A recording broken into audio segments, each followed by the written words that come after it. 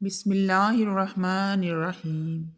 انسان کی پیدائش پر شیطان کا اللہ سے جھگڑا۔ جب کچھ بھی نہیں تھا، صرف اللہ کی ذات تھی۔ اللہ نے سب سے پہلے پانی کو بنایا، پھر پانی کے اوپر اپنا عرش بنایا، پھر اللہ نے قلم بنایا اور قلم کو حکم دیا کہ لکھو جو کچھ بھی قیامت تک ہونا ہے، سب کچھ لکھ دو، اور قلم نے اللہ کے حکم سے سب کچھ لکھ دیا جو کچھ قیامت تک ہونا ہے۔ پھر 50,000 سال کے بعد اللہ نے آسمان اور زمین کو بنایا۔ پھر اللہ تعالیٰ نے فرشتوں اور جنوں کو بنایا۔ انسان کو دنیا میں بھیجنے سے 2000 سال پہلے اللہ نے جنوں کو دنیا میں بھیج دیا تھا، لیکن جنوں نے دنیا میں آ کر خوب دنگا فساد کیا اور خون خرابہ کیا۔ اللہ نے جب انسان کو پیدا کرنا چاہا تو اللہ نے فرشتوں کو بتایا کہ میں ایک ایسے مخلوق پیدا کرنے والا ہوں جو زمین میں میرا خلیفہ ہوگی۔ فرشتے کیونکہ جنات کے حالات دیکھ چکے تھے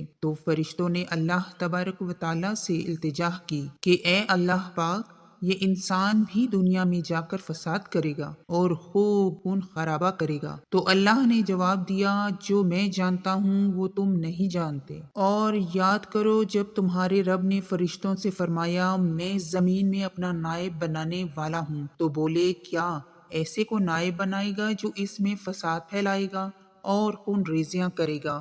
ہم تجھے سراہتے ہوئے تیری تسبیح کرتے ہیں اور تیری پاکی بولتے ہیں۔ فرمایا جو مجھے معلوم ہے وہ تم نہیں جانتے۔ القرآن۔ اللہ نے اسرافیل، میکائیل اور جبرائیل علیہ السلام کو باری باری زمین پر بھیجا کہ جا کر زمین کے چاروں کونوں سے مٹی لے آؤ، میں نے انسان کو پیدا کرنا ہے۔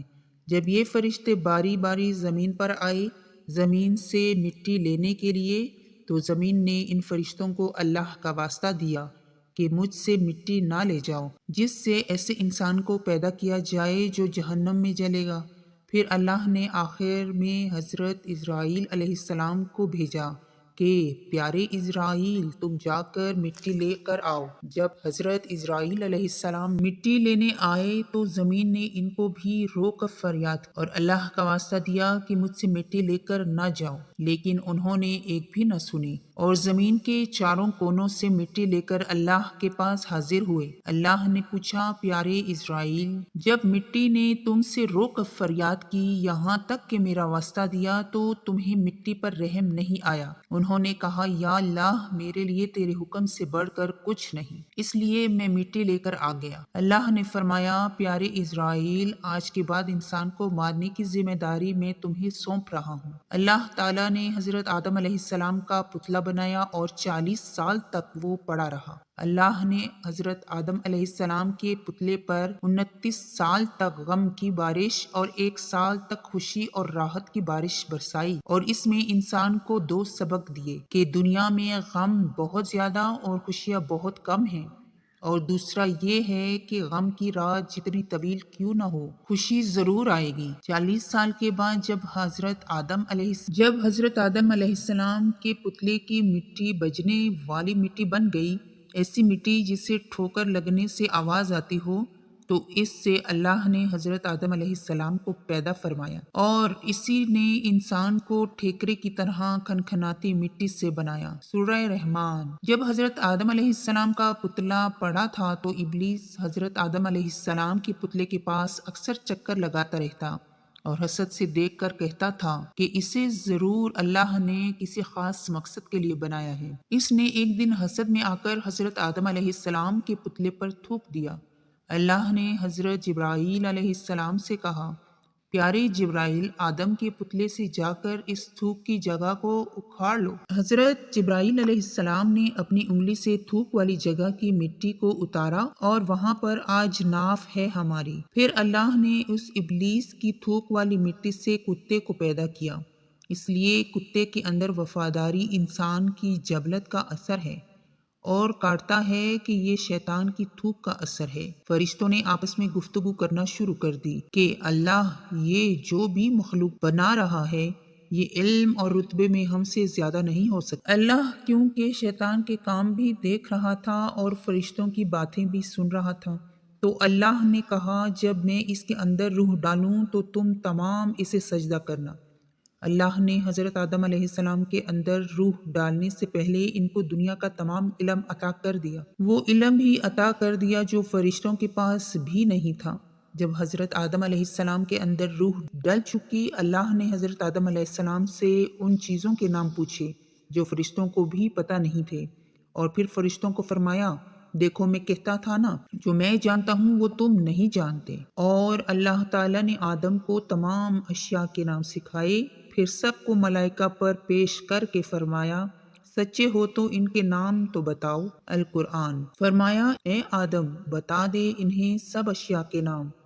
جب آدم نے انہیں سب کے نام بتا دیے تو فرمایا، میں نہ کہتا تھا کہ میں جانتا ہوں آسمانوں اور زمین کی سب چھپی چیزیں۔ القرآن۔ کیونکہ اللہ شیطان اور فرشتوں کی گفتگو سن چکا تھا۔ شیطان کو حسد اور فرشتوں کو اپنی عبادت پر غرور، تو اللہ نے دونوں سے کہا کہ آدم علیہ السلام کو سجدہ کرو، اور یہ سجدہ اس لیے تھا کہ اللہ دونوں کو باور کروانا چاہتا تھا کہ یہ جو مخلوق ہے اس کا سٹیٹس فرشتوں اور جنات سے کہیں زیادہ ہے۔ سب نے سجدہ کیا مگر شیطان نے انکار کر دیا اور کہنے لگا، میں تو اس سے کہیں زیادہ افضل ہوں، میں کیوں کروں اس سے سجدہ؟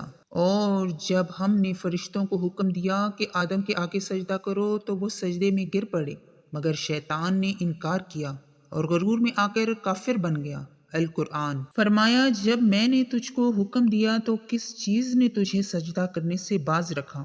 اس نے کہا کہ میں اس سے افضل ہوں، مجھے تو نے آگ سے پیدا کیا ہے اور اسے مٹی سے بنایا ہے۔ اللہ نے شیطان کو جنت سے نکالا اور کہا کہ دفع ہو جا یہاں سے۔ فرمایا، تو بحشت سے نکل، تجھے شایع نہیں کہ یہاں غرور کرے، بس نکل جا یہاں سے، تو ذلیل ہے۔ القرآن۔ جب اللہ نے کہا کہ نکل جنت سے تو ڈر گیا کہ کہیں اللہ نافرمانی کی سزا میں مجھے فنا نہ کر دے، تو منت کرنے لگا کہ یا اللہ مجھے قیامت تک کے لیے زندگی دے دے۔ زندگی کی بھیک مانگنے لگا تو اللہ نے کہا، جا تجھے دے دی مہلت۔ کہنے لگا، پروردگار مجھے اس دن تک مہلت دے جب لوگ مرنے کے بعد زندہ کیے جائیں گے۔ فرمایا کہ تجھے مہلت دی جاتی ہے۔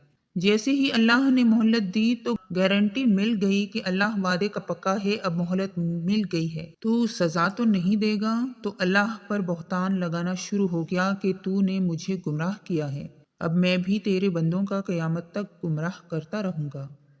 بولا، قسم ہے تو نے مجھے گمراہ کیا، میں ضرور تیرے سیدھے راستے پر ان بندوں کی طاق میں بیٹھوں گا۔ القرآن۔ کہنے لگا کہ دیکھ تو یہی وہ انسان ہے جسے تو نے مجھ پر فضیلت دی ہے، اگر تو مجھ کو قیامت کے دن تک مہلت دے تو میں تھوڑے سے شخصوں کے سوائے اس کی تمام اولاد کی جڑ کاٹتا رہوں گا۔ القرآن۔ اس پر اللہ نے جواب دیا، شیطان مردود، ذرا میری بات بھی سن، میرے بندے بتقاضائے بشریت گناہ کرتے رہیں گے اور کرتے رہیں گے، لیکن جب سچی توبہ کریں گے، مجھے اپنی عزت اور جلالت کی قسم، میں بھی ان کو معاف کرتا رہوں گا۔